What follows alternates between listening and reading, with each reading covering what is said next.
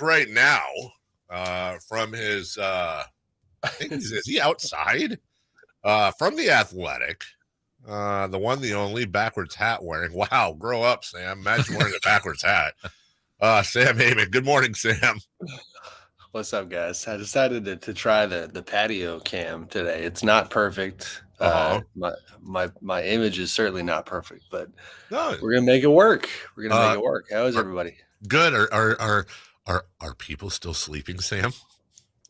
That's part of it. The other part of it, this is an annual post finals experience. Is my wife, God love her, is quite the handy woman, and so the house is getting a few upgrades, and the home office is a little bit in disarray at the moment. So this is what we're doing. Is there a chance then with the outside show of Sam Amick, does Drunk John make an appearance? Oh God, Drunk Neighbor John at 8:02 a.m. No chance. Yeah, probably not. Hungover Neighbor John. But Jay, the thought did cross my mind. It really did. Yeah.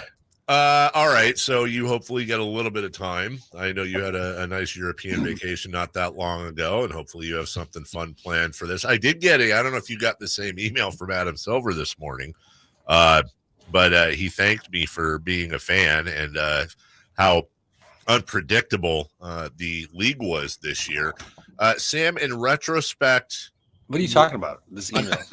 I'm saying Adam Silver emailed. It was not a form email at all. Yeah, I mean, he said "Dear NBA fan" at the top, but I know he was talking directly to me, and he said he hopes I enjoyed the NBA season, and he called it one of the most competitive and unpredictable seasons in the history of our league. Then he threw me some links to the WNBA. Thanks to Ja Morant. Yeah.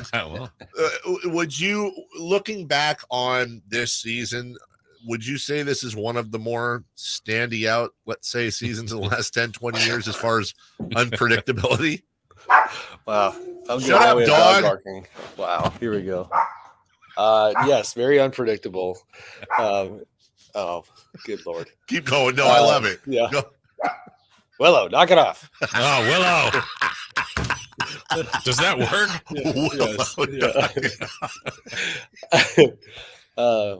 Yeah, incredibly unpredictable. I mean, although that's been honestly the last 5 years competitively, if you talk about the fact that we now just had our fifth straight, champion, I believe, a team that had not done it in quite some time, if ever. The Bucks had been 50 years. The Suns hadn't done it all the way down the line. So parity-wise, we have that.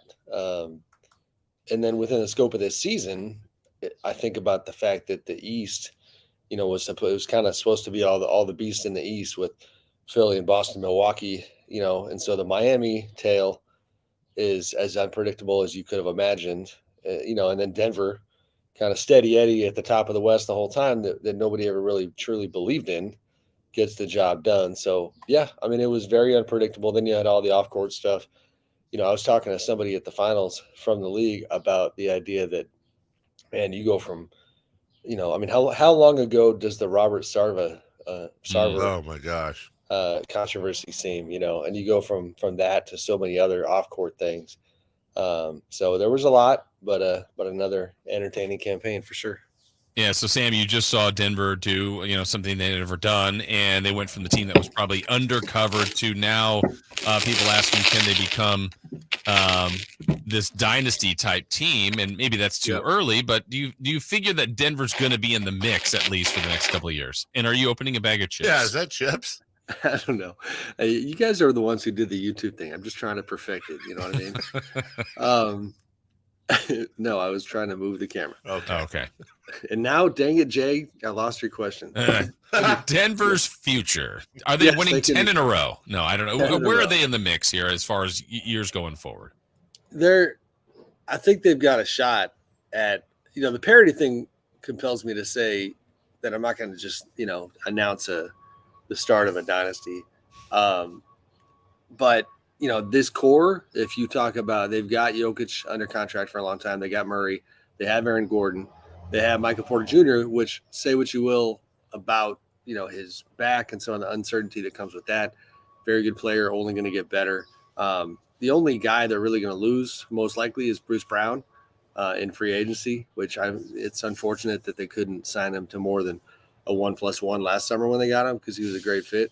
But, they've got, young guys coming down the pike. They got Christian Brown. I'm forgetting the young fellow's name, Peyton, who they are very high on, and they think he'll be part of the rotation next year. Long answer, yes, they're very good. They're going to contend. They're going to be elite. They were feeling themselves in that way in terms of the idea that they do think that, for the next 3 to 5 years, they're going to be at the top, if not, at least near the top. Sam Amick of The Athletic joining us. Sam, going back to Adam Silver's, I don't know if it was his opening or close to opening of the finals presser.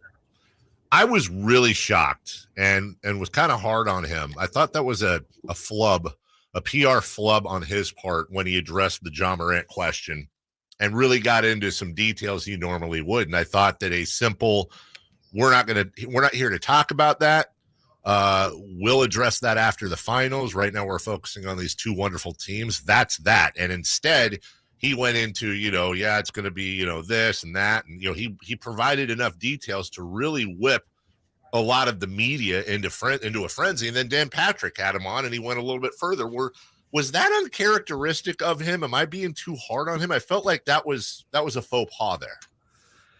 I would call it a faux pas if not for the fact that he's such a deliberate guy. Right. And he's had press conference faux pas before. So maybe that it just was, but I can't tell you, I talked to him after the fact at a charity event, and we didn't, I didn't point blank ask him that question, but I did not sense a guy who was, taking one on the chin media wise. And he wouldn't admit this. If anything, I have felt like at every turn, I think he's pretty disappointed, as you can tell, in Ja. And I think he is trying to set the stage for a fairly significant discipline that is going to be coming fairly soon. And I think it felt like, almost like the parent who goes out of their way to mention at the neighborhood party that their kid screwed up. And the kid is just like, man, like, Mom, why you got to keep telling people, because they're disappointed. And that's kind of what you do. So I think it was probably, more deliberate than we thought. It did take away from the finals a bit. But I think he also wants to kind of frame it media wise heading into the ruling. What do you think that ruling will end up being? I know they'll probably never please the masses because I don't know what the right number should be, but what's your gut? What are you hearing that might be that suspension time length for Ja Morant? I'm handicapping like 25 games is where my head is at. Maybe a little less. We'll see. I workshopped that particular number with, folks who would have a good idea about it and at least didn't get a strong reaction. They're not kind of showing their hand, as you can imagine, but I think it'll be in that neighborhood. And I think it's nuanced where, I think the league mostly is focusing on the 2 gun incidences, but we all know there's been a bunch of other stuff that generally has reflected poorly upon the league, albeit not all of it proven true legally when it comes to all these different accusations. But there's a general sense that Ja's got to, pay a fairly serious price for just the decision-making the last year. Who's leaving? I can't actually see. We have new neighbors. I think they're moving in. Yeah. Okay. You got a truck. Sam, you've been. We have a neighbor named Truck, actually, as a matter of fact. Oh, okay. Yeah. You've beaten me like 4 straight times on guessing of things, like whether it was a trade or a hiring or a firing or something. I'm never doing the porch cam again, by the way. Y'all. No, this is amazing. Yeah. We love it. ADD, it works so great.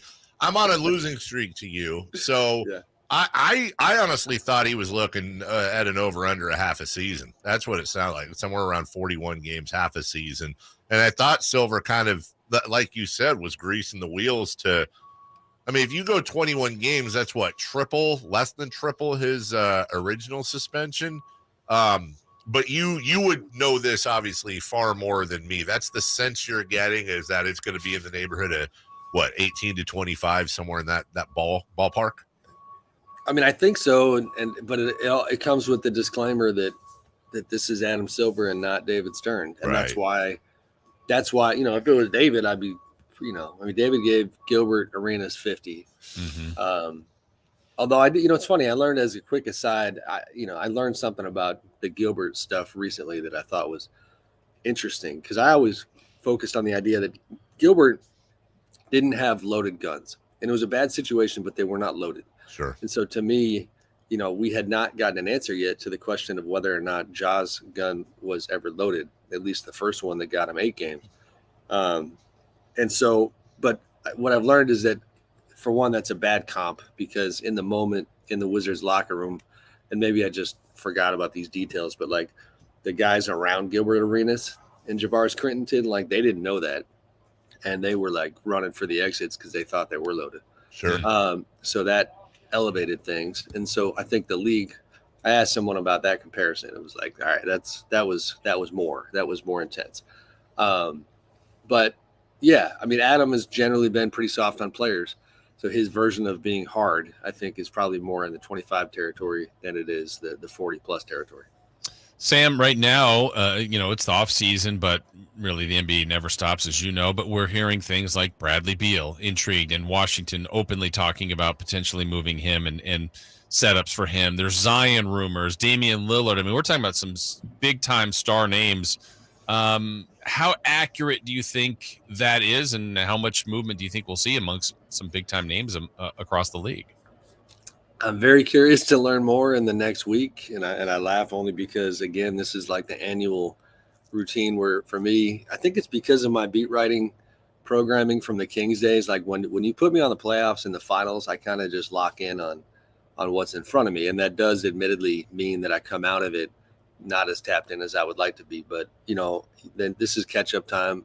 From what I've read and the limited conversations I've had, you're right in general that there's a ton of star players whose futures seem to be uncertain right now. And I think it could make for a pretty compelling offseason, even if those types of big time moves don't happen, that those are going to be the discussions. The Damian one, to start there, I think is reaching a tipping point where, obviously if the Blazers choose to hold on to that number 3 pick and they end up, whether it's Scoot or Brandon Miller, I think that's going to probably there's going to be a domino effect on the way Damian moves, and he's going to want to look at other situations. And then now you're seeing, even yesterday, guys, you know how to interpret media stuff.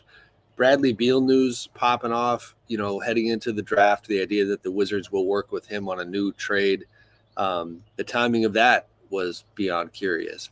I feel like star players are kind of behind the scenes, partly positioning to kind of flirt with Miami a little bit, because the Heat are this team that looks like they're one piece away, and they have a short runway, but it's long enough if you're Bradley Beal or Damian Lillard to make it compelling. Now that doesn't mean, like, how does that kind of a trade go down?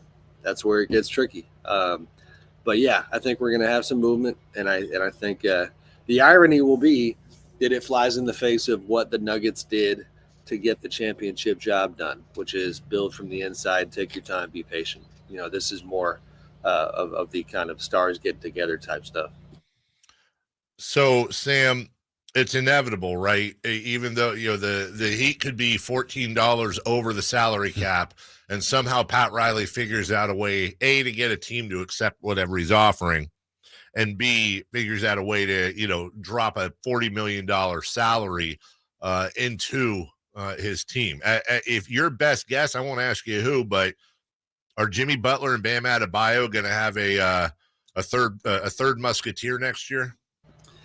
Well, the Riley belief that you're talking about, like, I'm on board for that. Tyler Hero would be the obvious piece that would have to head out in terms of talent and salary. And then, you don't want to make a move like that if you're losing Jimmy or Bam. So, right. But those paths are pretty limited. And if, you got to get a third team involved potentially. Nobody's bending over backwards to try to help Pat Riley. But in a vacuum, I would love to see it, because I was so impressed with the Heat and who they are, or who they were this season, and how good they are. But then you saw in the finals, it was kind of fait accompli in terms of them being limited talent-wise and just not having that extra guy. So I don't know how they get it done, but yes, Pat typically finds a way, and they have a ton on the line. As great is a quick follow, as great as Jimmy Butler is, they still owe him a mountain of money and a lot of years. And, I think there's probably a shelf life on the, gosh, isn't this impressive that the undermanned Heat got this far? He has not won a championship, and Pat Riley and the Heat are about championships. Right. And, and I think finding a way to get that done for them would obviously be huge. I was mentioning earlier, and I know you kind of alluded to that you're going to get more tapped in as it goes, but has it surprised you to hear Zion's name the way it is right now, that possibly New Orleans would look to move him? And how the hell do you value him? Right. That part, Dave, is super tricky. But no, it doesn't surprise me. You're talking about however many years of unfilled potential just because of health. But still enough evidence when he was on the floor to probably compel somebody to put a fair amount on the table to take that calculated risk. When he's at his best, or even just when he's played, he's an MVP candidate, so that kind of dichotomy makes for a pretty fascinating negotiation potentially. And then, you have years of frustration within that organization about the frustrating experience with him. They kind of an under the radar move this summer. They parted ways with Aaron Nelson, their longtime strength and conditioning coach. He was before the Pelicans experience, he was renowned for the work he had done with Phoenix and during the Steve Nash days, and was a pretty celebrated trainer. The experience with Zion, and some other guys as well, like in the fact that didn't go all that well, that's part of that tale, that health-wise, that group has not found a way to stay on the floor. So no, it doesn't shock me that they would think about moving on, especially when, you still always have those rumblings that Zion and his family would prefer to be in a bigger city. Like Sacramento. Exactly. We've seen a lot of stuff, Sam, over the last couple of days, whether it's Chris Russo or I forget who the other person was. These were like, biggest threats to the Nuggets next year. And in both cases, the Kings made the top 10 or the top 5. I want to ask you, going into the draft, going into free agency, in your opinion, and it's an educated opinion, have the Kings, at least for now, mostly, if not completely, shed the basketball hell for free agents reputation, and could this be a productive free agent session for them, unlike any they've seen before, because of last year's Beam team? It could. I mean, you have the mechanics of it, first of all, that come to mind. What do they do with Harrison Barnes if he's not back? What do they do with that money? Now, you guys have probably looked at it more recently than I have. Let's say they did sign Harrison on a reasonable deal. What sort of flexibility would they have at that point? Not much. Not a lot. Yeah, just the mid-level, I would assume. So they'll be somewhat limited. But yes, in terms of free agency and optics, I mean, it might have sounded like nothing, but actually, I actually thought that Dwight Howard going out of his way to announce that he wanted to join the Kings was not nothing. Like, I know it's old man Dwight, who's not even in the league anymore, but just a couple of years ago, he was a key piece of the Lakers team that helping slow down Nikola Jokic. And regardless, it's a high profile player, not I don't know how to say it, like not essing on the Kings. You know what I mean? Like, just talking positively about the Kings. That should help them, and it's going to be a super interesting year for them, because you're facing expectations with whatever roster, they'll have. Even yesterday, anecdotally, I go to the grocery store, and all my biggest friends who are Kings fans are apparently named John. We got Bill Air clerk John was stopping me in the aisle to say hello and ask him already about Sabonis's free agency, like assuming he doesn't sign the extension this summer. It was like, where do you think his head's going to be at heading into next year? And I told him, like, listen, they got to not only make the playoffs, but probably make some noise. And that's a whole different world for this Kings organization. You know what I mean? So it's a good problem to have, but expectations are going to be high. one other thing maybe on the opinion front, but still Kings related. Dave and I were mixed on this. The news, we all love Bobby Jackson and so connected here, and he's coached other places, but hearing the news that he's joining Nick Nurse was kind of mixed because, professionally, I think this is gonna be great for him, but we all love him and he's so tied to here. Just your thoughts on Bobby joining Nick Nurse's staff in Philly.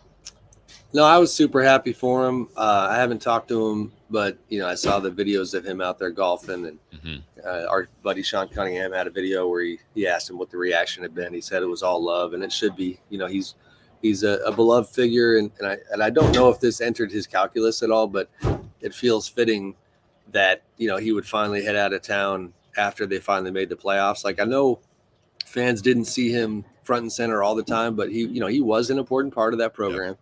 And, the idea, if you go back to when Vlade Divac took over as GM, those guys with Vlade and Peja being part of the front office back then, and Doug Christie joining the old heads, the old group, they wanted to see this, the Kings back in the playoffs. And so that part felt kind of apropos. And I'm happy for him because, the coaching industry is a grind, and, kudos to him for taking that next step, where he talks about wanting to be a head coach. It's one thing to grind and gain respect within that organization that held you in such high esteem. This is kind of getting outside of your comfort zone and trying to do it for real for the long haul. And Nick Nurse is as good a head coach as there is to kind of connect with. So we'll see how Bobby does. The one, the only Sam Amick coming to us from his palatial estate outside, while his lovely wife does all the handiwork on the inside. And, and Willow. Made an appearance. Let's be honest. Willow listened. Yeah. We did not hear anything from Willow after Sam screamed at her. We played with the mute button. I'm impressed we got through this. I mean, we had neighbors coming out. I didn't expect to come out. I can't even see around the corner. There's some sort of construction happening that was not anticipated. But what does that sign say? The porch. It says the porch. Oh, other way. It says sit and relax. Oh, okay. Look at that. That's what he did. Sam's house. I'm not relaxed right now. There's a lot. You're working. Say hi to the family. Appreciate you as always. We'll talk to you soon, buddy boy. All right, guys. Be good. All right, take care. That is Sam Amick of The Athletic. Go to theathletic.com. Subscribe if you haven't already. All kinds of wonderful deals, all kinds of fantastic coverage. We'll take a break when we come back. What is next for A's fans?